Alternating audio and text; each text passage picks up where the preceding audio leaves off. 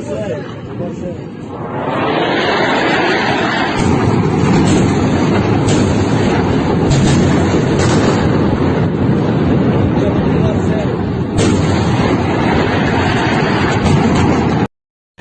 वालेकुम वरहमतुल्लाहि वबरकातुहू। अब आपके साथ एक इंतहाई अहम न्यूज़ शेयर करना थी। ये अब इस वक्त तकरीबन टाइम हो रहा है 2 के करीब, और 2 के करीब एक इंतहाई अहम न्यूज़ आपके साथ शेयर करने जा रहा हूँ।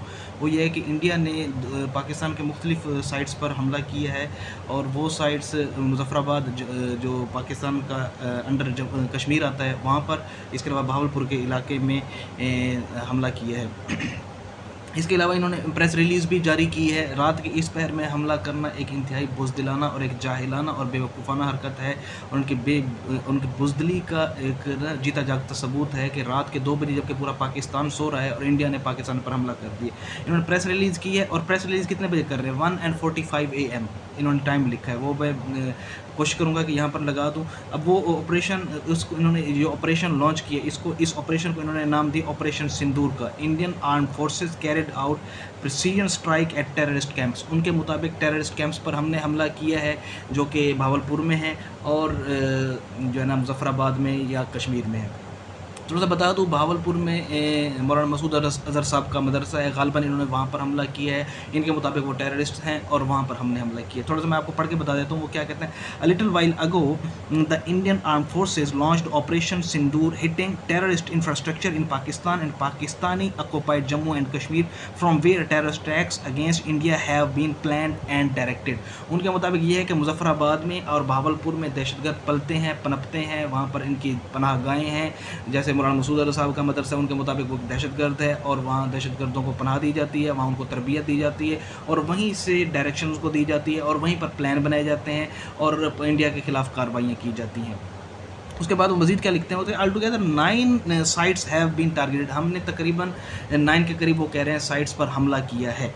और उसके बाद ये our actions have been focused measured and non escalatory in nature. वो कह रहे हैं कि हमारे जो टारगेट थे वो फोकस थे। हमने जो टेररिस्ट प्लेसेस थे हमने जस्ट वहीं पर अटैक किया और किसी जगह पे अटैक नहीं किया। उसके बाद कहते हैं no Pakistani military facilities have been targeted.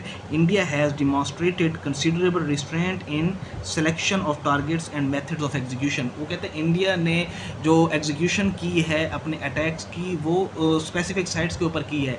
Military जो कैंप्स हैं या मिलिट्री प्लेसेस हैं हमने वहाँ पर बिल्कुल भी हमला नहीं किया। हमने सिर्फ टेररिस्ट प्लेसेस पर हमला किया है अकॉर्डिंग टू इंडिया, जो कि टेररिस्ट प्लेसेस हैं बहावलपुर में या आज़ाद कश्मीर में।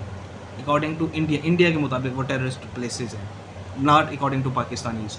अच्छा, उसके बाद वो कहते हैं these steps come in the wake of the barbaric Pahalgam terrorist attack in which 25 Indians and 1 Nepali citizen were murdered.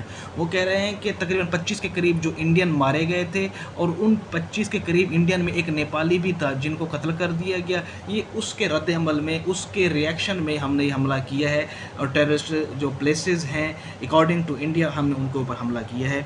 वो कहते हैं कि we are living up to the commitment that those responsible for attack will be held accountable. भाई India कौन होता है accountable करने वाला, मुहासबा करने वाला? अब जबकि किसी भी फॉरेन इंटरनेशनल इंस्टीट्यूट से ये सबूत के साथ या ये किसी भी प्रूफ के साथ साबित नहीं हुआ कि ये पहलगाम के जो इंसिडेंट हुआ है उसमें पाकिस्तान डायरेक्ट या इनडायरेक्ट मुलव्विस था, ये किसी भी इदारे ने अब तक साबित नहीं किया। ना इंडिया के इदारे ने, ना किसी फॉरेन के इदारे ने, ना किसी इंटरनेशनल इंस्टीट्यूट ने।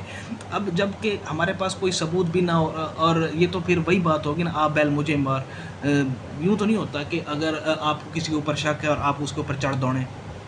तो इंडिया ने इंतहाई बेवकूफ़ाना और बुज़दिलाना हरकत की है और जाहिलाना हरकत की है। कोई भी बागैरत कौम इस चीज़ को बर्दाश्त नहीं करती और ये तो इनके लिए डूब मरने का मकाम है। मैं इंडियंस को नहीं कह रहा कि टोटली इंडियंस, ये जो भी पॉलिसी मेकर्स हैं उनको शर्म आनी चाहिए कि रात के 2 बजे जबकि पूरा पाकिस्तान, जबकि सिविलियंस, जबकि आम आवाम, सादा लू आम आवाम सो रही है और ये यूँ हमला कर रहे हैं।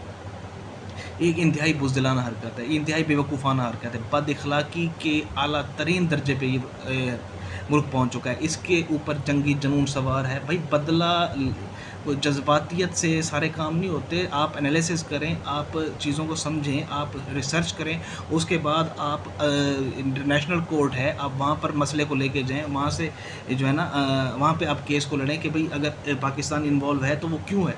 कोई तरीक़ेकार होता है, यूँ नहीं होता कि आप किसी के ऊपर चढ़ दौड़ें और विदाउट एनी प्रूफ रात के इस पहर इंडिया का पाकिस्तान के ऊपर हमला करना एक इंतहाई बुज़दिलाना हरकत है और इसको इस बुज़दिलाना हरकत पे इंशाअल्लाह पछतावा भी होगा और इंटरनेशनल इंस्टीट्यूशंस के सामने ये बात पाकिस्तानी हुकाम की तरफ से, पाकिस्तानी इदारों की जानिब से इंटरनेशनल इंस्टीट्यूशंस के सामने रखी जाएगी और इंटरनेशनल लेवल पर इसकी सुबकी भी होगी कि यार इतनी भी कोई बेवकूफ़ी होती है, इतनी भी बद-इख़लाक़ी होती है, बद-इख़लाक़ी के इंतहा के दर्जे पे पहुँच चुके हैं कि रात के इस पहर जबकि कॉमन मैन सो रहा है, जबकि आम आदमी, मज़दूर जो सारा दिन के थके हारे होते हैं वो सो रहे हैं और आप उनके ऊपर हमला कर रहे हैं।